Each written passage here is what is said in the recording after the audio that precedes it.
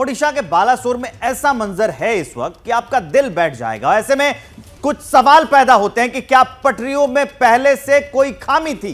कितना बड़ा रेल हादसा हो गया? क्या पटरियों की रूटीन जांच में लापरवाही हुई? कितना बड़ा रेल हादसा हो गया? क्या रेल में कोई क्रैक था? जो ट्रैक था उसमें कोई क्रैक था? कितना बड़ा रेल हादसा हो गया? क्या पटरियों के साथ कोई छेड़छाड़ की गई थी? क्या तेज रफ्तार की वजह से डीरेल हुई थी ये ट्रेन? क्या ट्रेनों में एंटी कॉलिजन की जांच नहीं की गई थी? अगर कवच था तो फिर टक्कर कैसे हो गई है?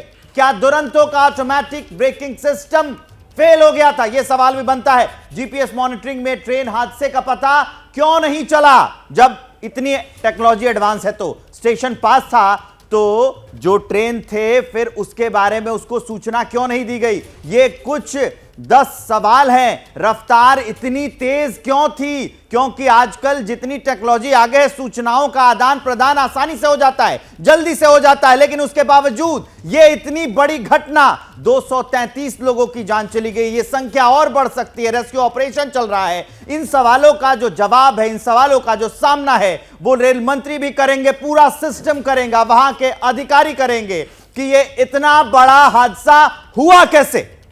देखिए, लगातार जो सवाल मेरे सहयोगी विवेक उठा रहे हैं, इन सवालों के जवाब कहीं ना कहीं खुद रेल मंत्री अश्विनी वैष्णव को भी देने होंगे, क्योंकि बार बार सबके मन में ये सवाल उठ रहे हैं कि आखिर इतना बड़ा हादसा हो कैसे गया। जो तस्वीरें लगातार हम आपको दिखा रहे हैं वो दिल दहला देने वाले हैं। इस बीच हेल्पलाइन नंबर अलग अलग जगहों के लिए जारी की गई। देखिए, खड़गपुर 8972079325 और 8455889990 अलग अलग जगहों के नंबर हैं। आपकी स्क्रीन पर इस वक्त आप ये नंबर देख पा रहे हैं, और ये हेल्पलाइन नंबर जारी किए गए हैं ताकि जिनके रिश्तेदार, जिनके नातेदार उस ट्रेन में रहे हो, उनके बारे में जानकारी इस हेल्पलाइन नंबर पर फोन करके वो ले सकते हैं। हर जगह पर, शालीमार, हावड़ा, चेन्नई, तमाम जगहों पर अलग अलग हेल्पलाइन नंबर जारी किए गए हैं। बालासोर, खड़गपुर, किसी तरह की जानकारी के लिए इन नंबरों पर आप संपर्क कर सकते हैं। कोशिश रेल विभाग की है कि ज्यादा से ज्यादा लोगों की मदद की जाए, उन तक, उनके परिवारों तक सही जानकारी पहुंचाई जाए, और इसीलिए ये हेल्पलाइन नंबर जारी किए गए हैं। तो ये जो हेल्पलाइन नंबर है हम लगातार स्क्रीन पर दिखाते रहेंगे ताकि आप नोट डाउन कर सकें। अगर आपके परिजन उस ट्रेन में सफ़र कर रहे थे, तो अगर उन स्टेशनों पर उनको उतरना था, तो इसके ज़रिए आपको जानकारी मिल सकती है। और एक बार एनिमेशन के ज़रिए दिखाते हैं कि पूरी घटना आखिर हुई कैसे। कोरोमंडल एक्सप्रेस थी, कोरोमंडल एक्सप्रेस गुजर रही थी। सबसे पहले वो जो डीरेल हुई है, ये देखिए कुछ इस तरह से डीरेल हुई, और फिर पीछे से दुरंतो एक्सप्रेस आ रही थी, और उस दुरंतो एक्सप्रेस ने कोरोमंडल एक्सप्रेस के जो डिब्बे गिरे हुए थे उसको टक्कर मारी। उसकी वजह से पूरी तरह क्षतिग्रस्त हुई, और फिर साथ में एक मालगाड़ी खड़ी थी, ये डिब्बे उससे जाकर भी टकराए।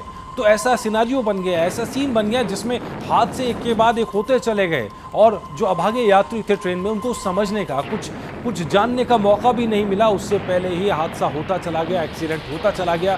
कोरोमंडल एक्सप्रेस, उसके अलावा यशवंतपुर हावड़ा एक्सप्रेस, और साथ में एक मालगाड़ी, 3 रेलगाड़ियां जो हैं आपस में जो टकराई हैं, और इस वजह से मौत का आंकड़ा 233 तक पहुंच गया है। 900 लोग अब तक घायल हो चुके हैं।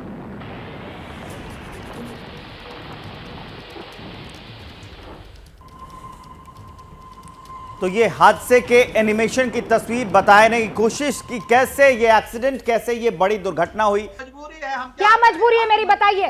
मैं अभी आपको बताती हूँ कि मैंने ओए होए होए होए, नमकीन के चटकारे लेते हुए टकटकी मार के डिबेट शो को पॉज रिपीट कर करके देख रहे हैं जोगिंदर जी। इनकी तरह आप भी देखें अपनी फेवरेट डिबेट्स को रिपीट कर, और डाउनलोड कीजिए एबीपी लाइव ऐप अपने स्मार्ट टीवी पर।